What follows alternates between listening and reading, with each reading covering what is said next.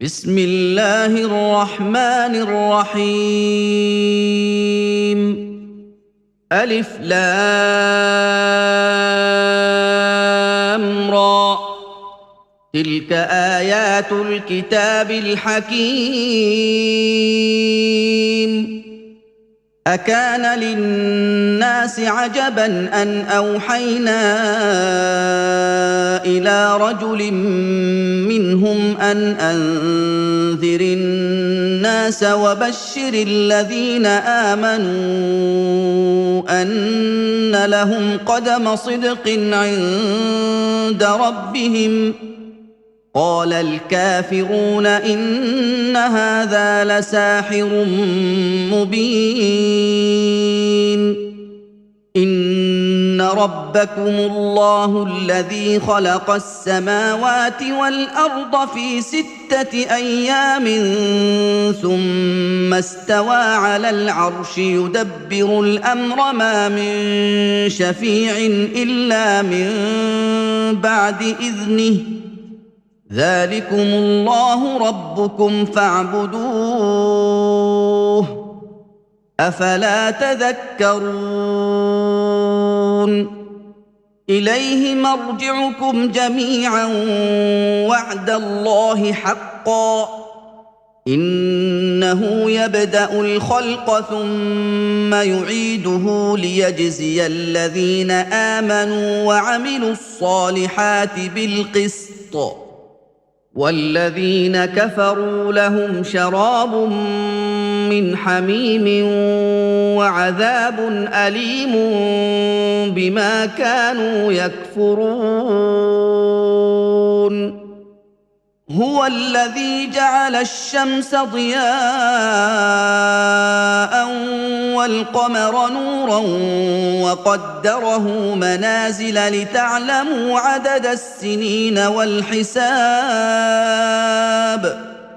ما خلق الله ذلك إلا بالحق يفصل الآيات لقوم يعلمون. إن في اختلاف الليل والنهار وما خلق الله في السماوات والأرض لآيات لقوم يتقون. إن الذين لا يرجون لقاءنا ورضوا بالحياة الدنيا واطمأنوا بها والذين هم عن آياتنا غافلون أولئك مأواهم النار بما كانوا يكسبون. إن الذين آمنوا وعملوا الصالحات يهديهم ربهم بإيمانهم تجري من تحتهم الأنهار في جنات النعيم. دعواهم فيها سبحانك اللهم وتحيتهم فيها سلام. وآخر دعواهم أن الحمد لله رب العالمين. ولو يعجل الله للناس الشر استعجالهم بالخير لقضي إليهم أجلهم فنذر الذين لا يرجون لقاءنا في طغيانهم يعمهون. وإذا مس الإنسان الضر دعانا لجنبه أو قاعدا أو قائما فلما كشفنا عنه ضره مر كأن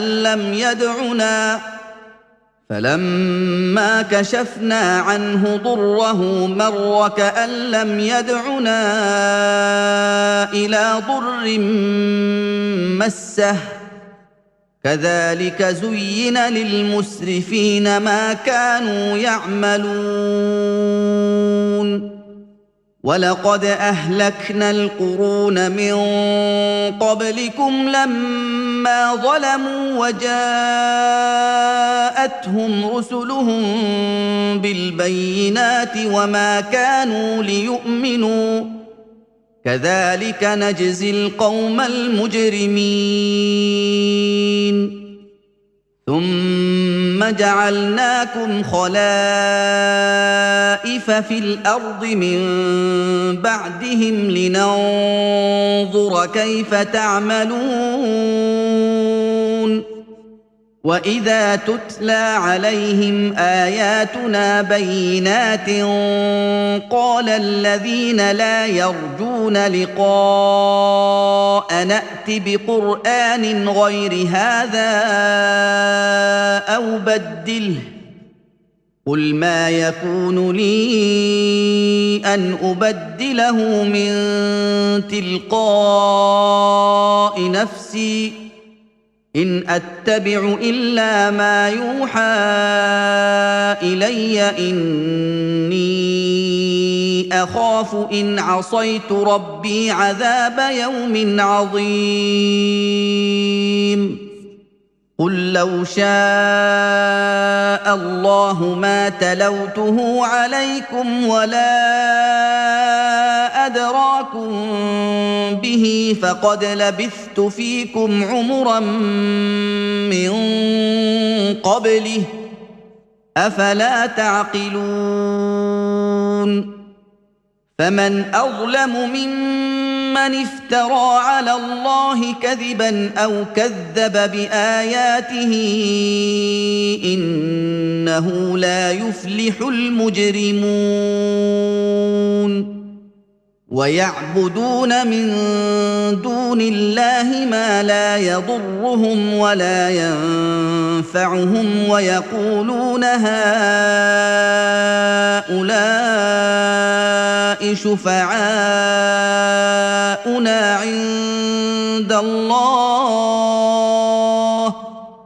قل أتنبئون الله بما لا يعلم في السماوات ولا في الأرض سبحانه وتعالى عما يشركون وما كان الناس إلا أمة واحدة فاختلفوا ولولا كلمة سبقت من ربك لقضي بينهم فيما فيه يختلفون ويقولون لولا أنزل عليه آية من ربه فقل إنما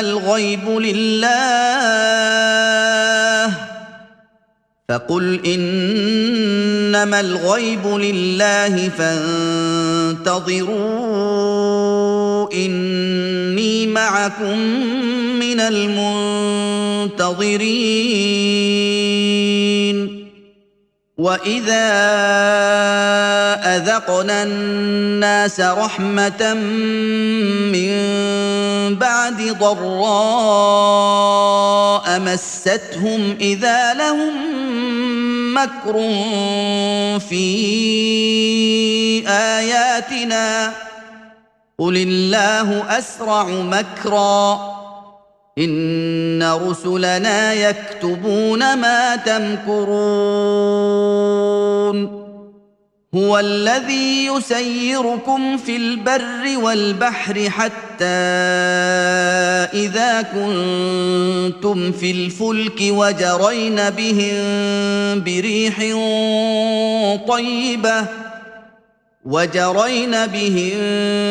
بريح طيبة وفرحوا بها جاءتها ريح عاصف وجاءهم الموج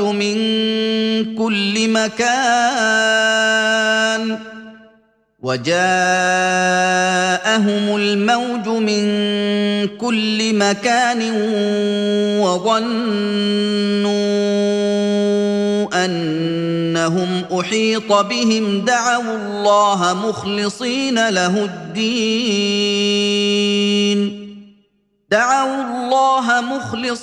له الدين لئن أنجيتنا من هذه لنكونن من الشاكرين فلما أنجاهم إذا هم يبغون في الأرض بغير الحق يا أيها الناس إنما بغيكم على أنفسكم متاع الحياة الدنيا ثم إلينا مرجعكم فننبئكم بما كنتم تعملون إنما مثل الحياة الدنيا كماء إن أنزلناه من السماء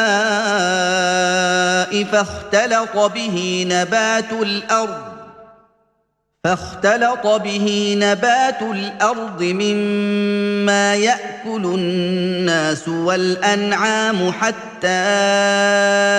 إذا أخذت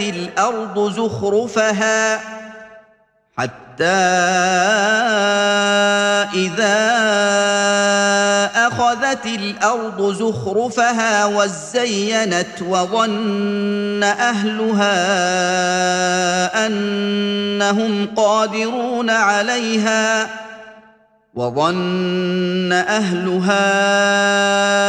أنهم قادرون عليها أتاها أمرنا ليلا أو نهارا فجعلناها حصيدا كأن لم تغن بالأمس كذلك نفصل الآيات لقوم يتفكرون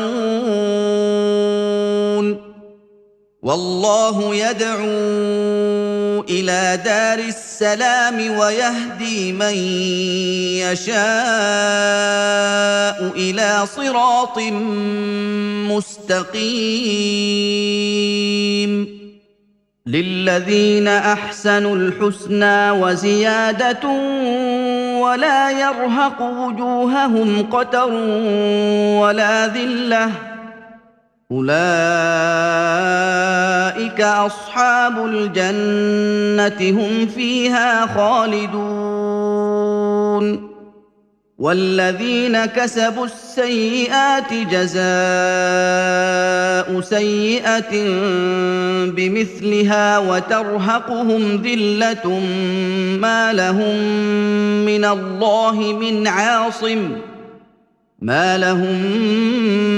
الله من عاصم كأنما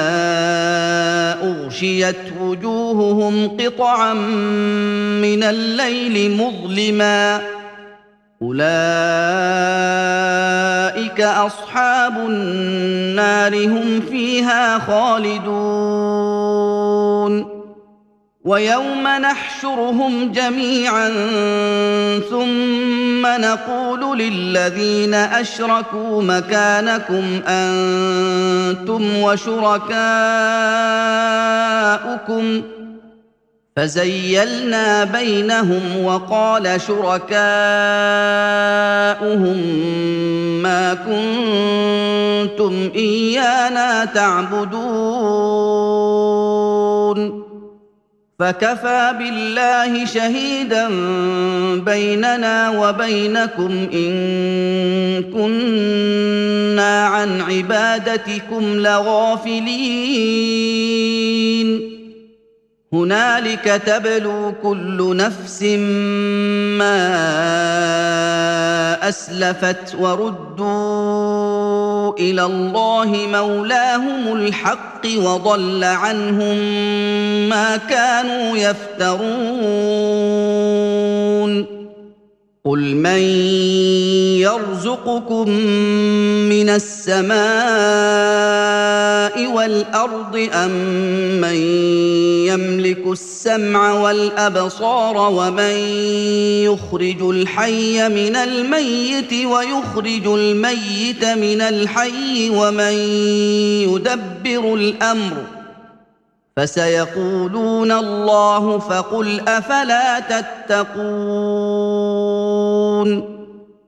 فذلكم الله ربكم الحق فماذا بعد الحق الا الضلال فانى تصرفون كذلك حقت كلمه ربك على الذين فسقوا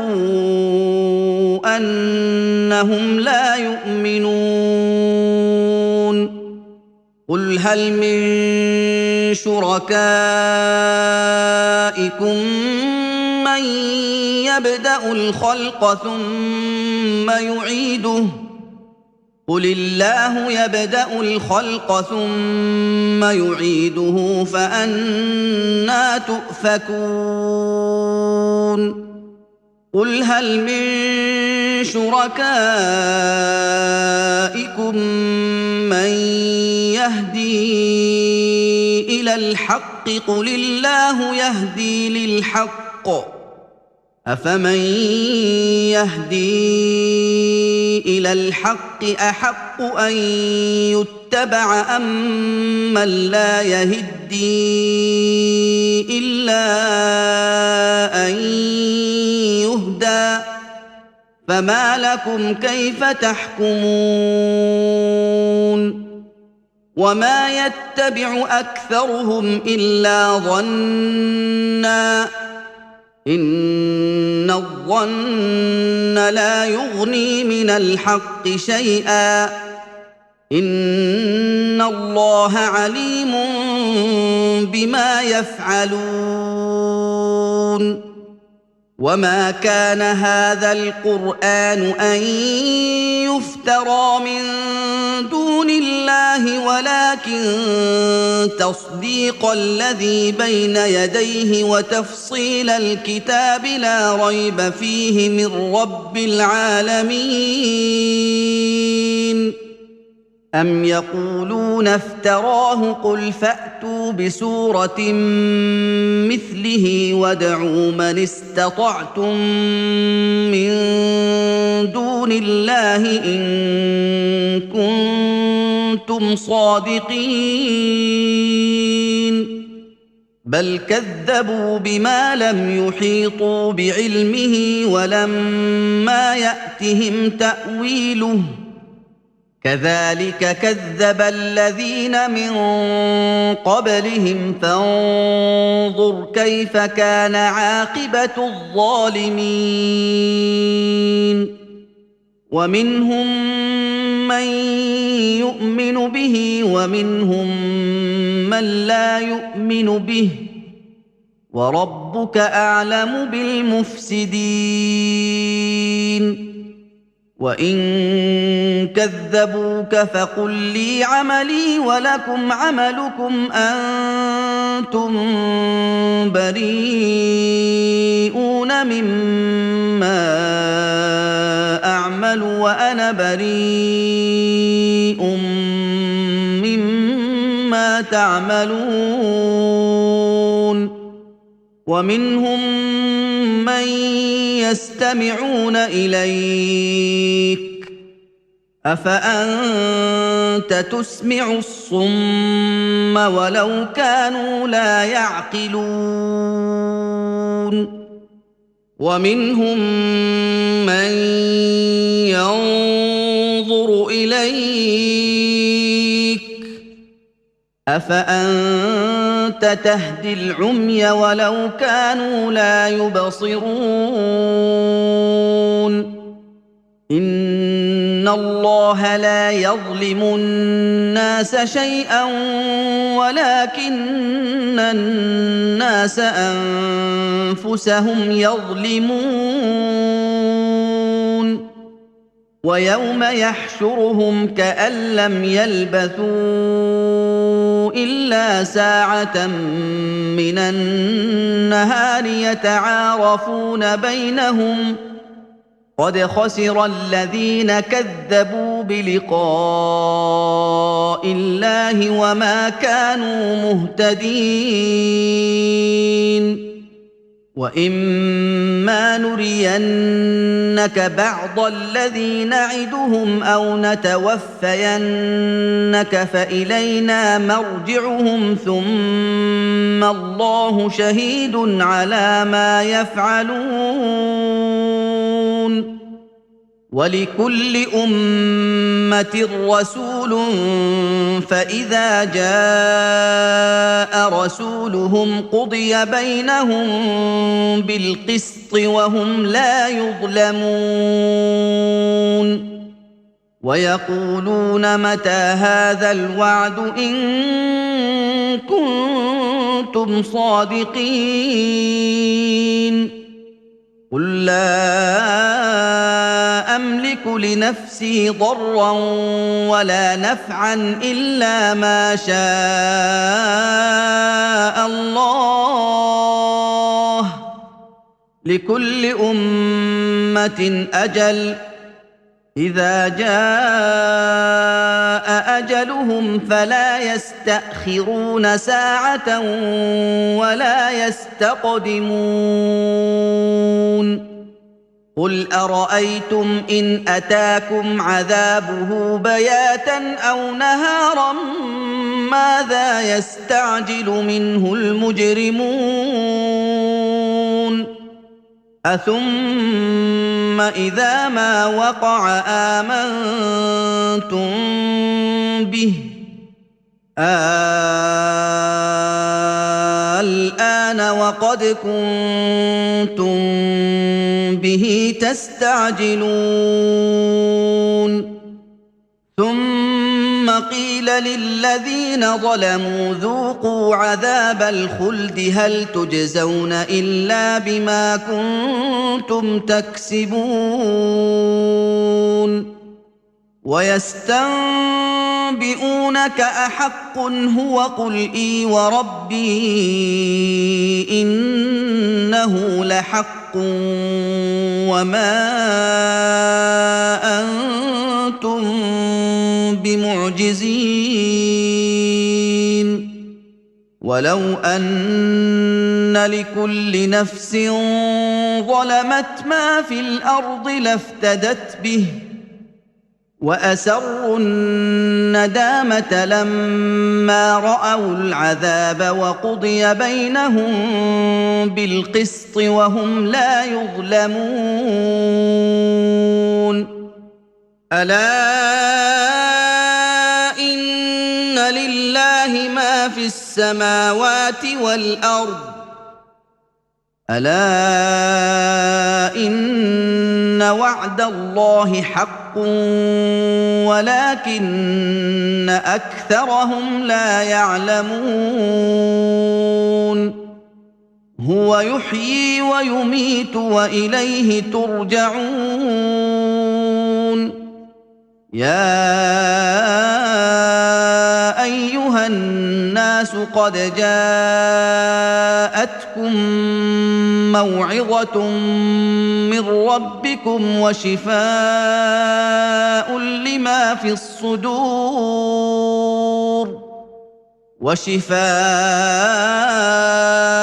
لما في الصدور وهدى ورحمة للمؤمنين قل بفضل الله وبرحمته فبذلك فليفرحوا هو خير مما يجمعون قل أرأيتم ما أنزل الله لكم من رزق فجعلتم منه حراما وحلالا قل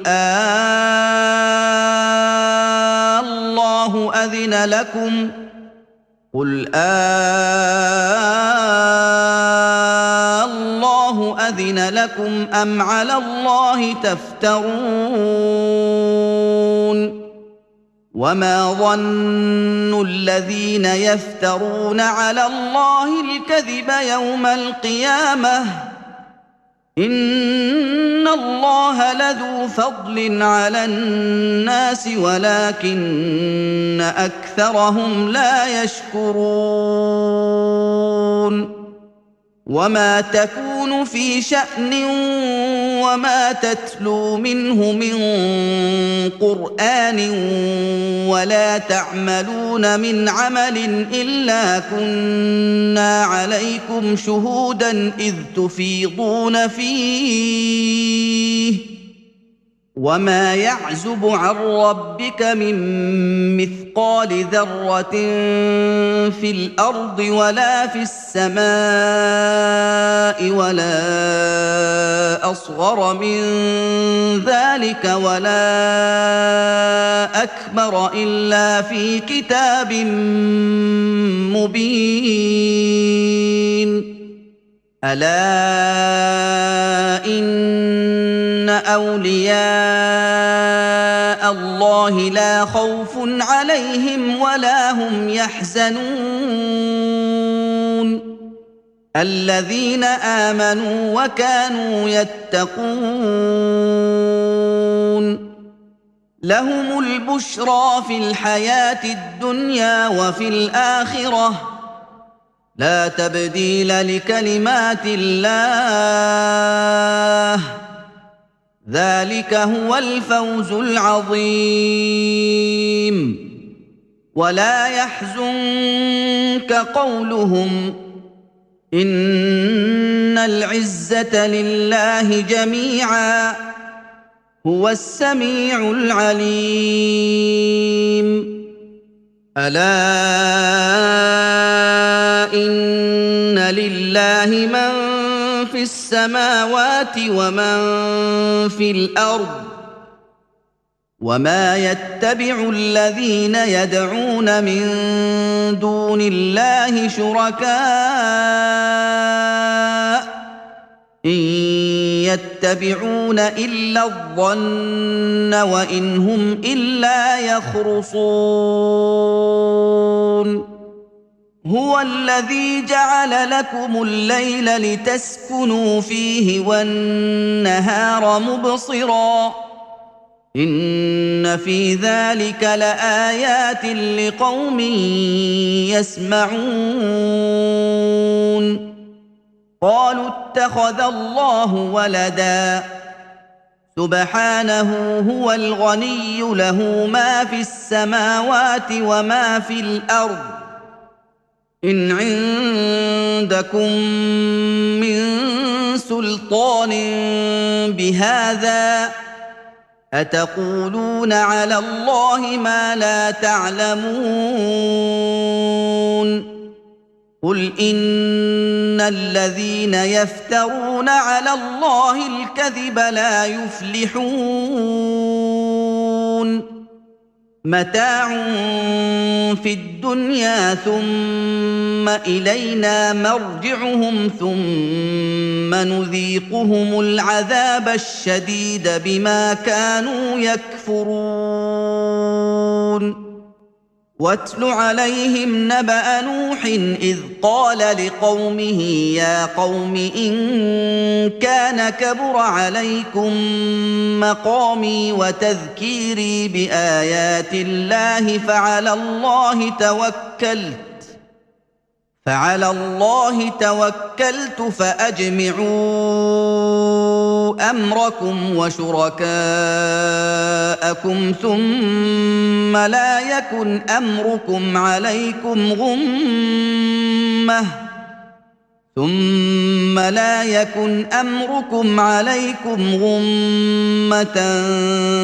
ثم قضوا إلي ولا تنظرون فإن توليتم فما سألتكم من أجر إن أجري إلا على الله وأمرت أن أكون من المسلمين فكذبوه فنجيناه ومن معه في الفلك وجعلناهم خلائف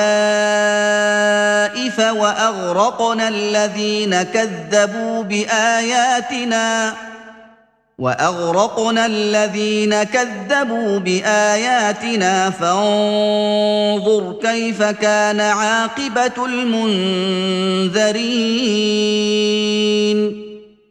ثم بعثنا من بعده رسلا إلى قومهم فجاءوهم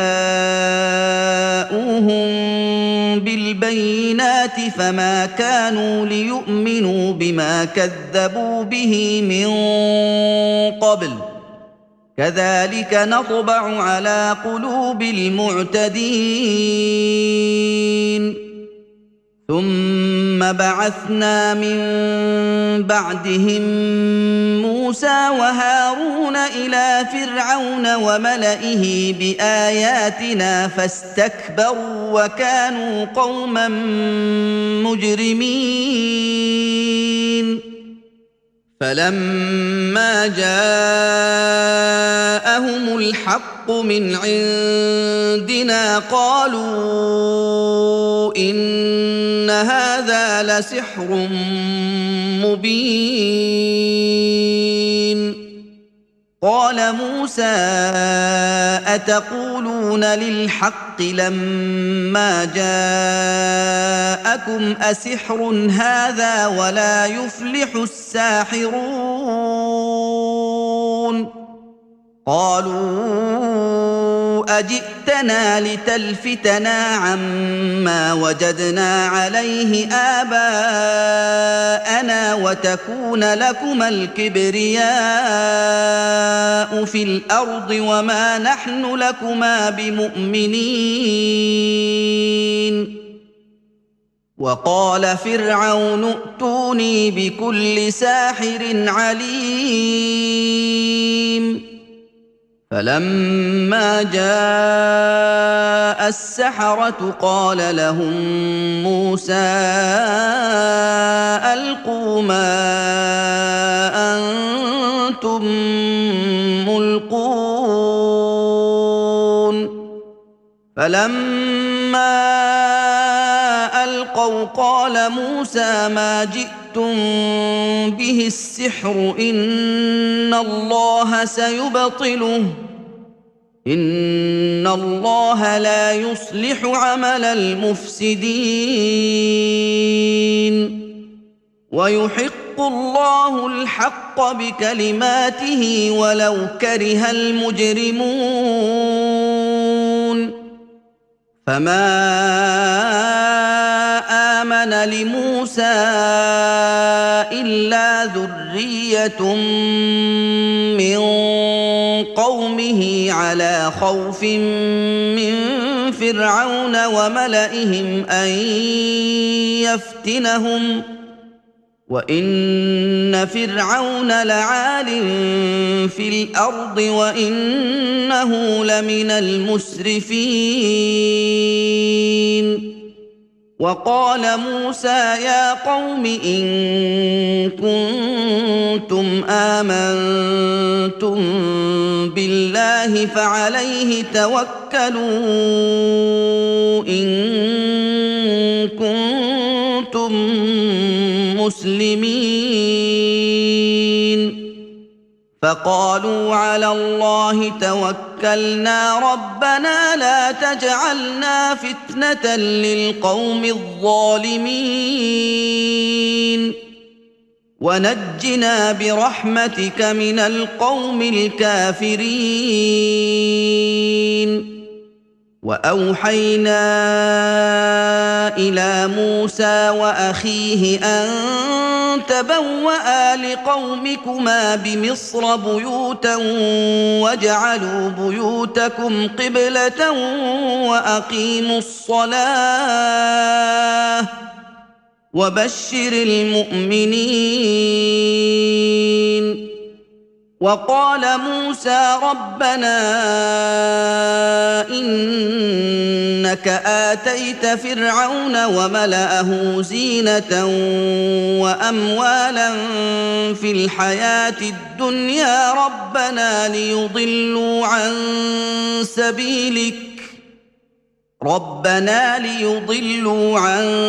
سبيلك ربنا اطمس على أموالهم واشدد على قلوبهم فلا يؤمنوا حتى يروا العذاب الأليم قال قد أجيبت دعوتكما فاستقيما ولا تتبعان سبيل الذين لا يعلمون وجاوزنا ببني إسرائيل البحر فأتبعهم فرعون وجنوده بغيا وعدوا حتى إذا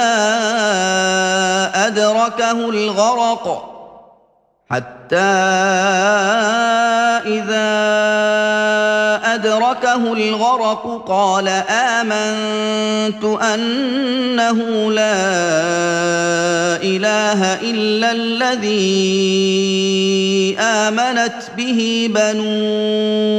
إسرائيل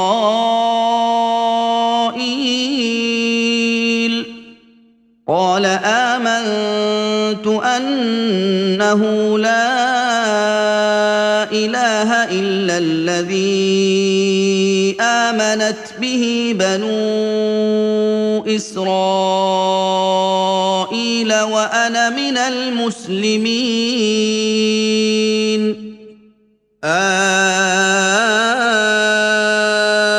الآن وقد عصيت قبل وكنت من المفسدين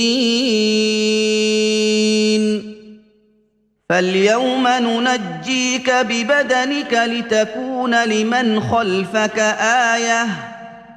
وإن كثيرا من الناس عن آياتنا لغافلون ولقد بوأنا بني إسرائيل مبوأ صدق ورزقناهم من الطيبات فما اختلفوا حتى جاءهم العلم إن ربك يقضي بينهم يوم القيامة فيما كانوا فيه يختلفون فإن كنت في شك مما أنزلنا إليك فاسأل الذين يقرؤون الكتاب من قبلك لقد جاءك الحق من ربك فلا تكونن من الممترين ولا تكونن من الذين كذبوا بآيات الله فتكون من الخاسرين إن الذين حقت عليهم كلمة ربك لا يؤمنون ولو جاءتهم كل آية حتى يروا العذاب الأليم فلولا كانت قرية آمنت فنفعها إيمانها إلا قوم يونس لما آمنوا كشفنا عنهم عذاب الخزي في الحياة الدنيا ومتعناهم إلى حين ولو شاء ربك لآمن من في الأرض كلهم جميعا افانت تكره الناس حتى يكونوا مؤمنين وما كان لنفس ان تؤمن الا باذن الله ويجعل الرجس على الذين لا يعقلون قل انظروا ماذا في السماوات والارض وما تغني الايات والنذر عن قوم لا يؤمنون فهل ينتظرون الا مثل ايام الذين خلوا من قبلهم قل فانتظروا اني معكم من المنتظرين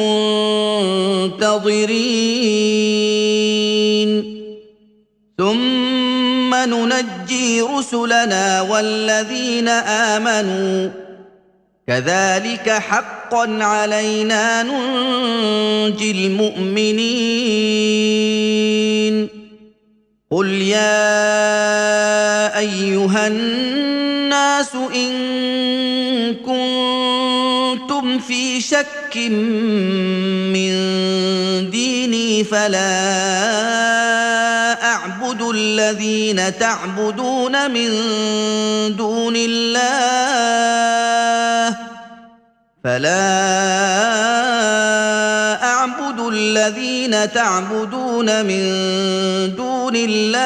ولكن اعبد الله الذي يتوفاكم وامرت ان اكون من المؤمنين وان اقم وجهك للدين حنيفا ولا تكونن من المشركين ولا تدع من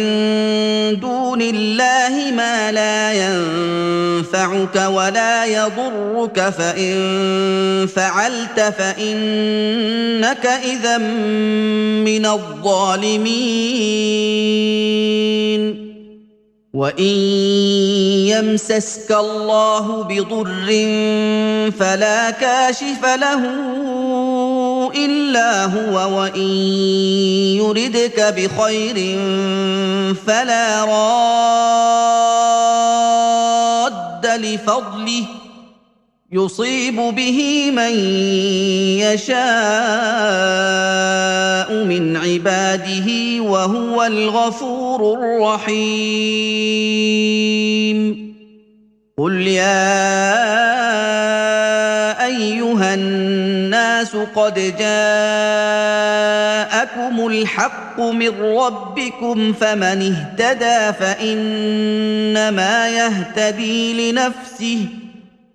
فمن اهتدى فإنما يهتدي لنفسه ومن ضل فإنما يضل عليها وما أنا عليكم بوكيل واتبع ما يوحى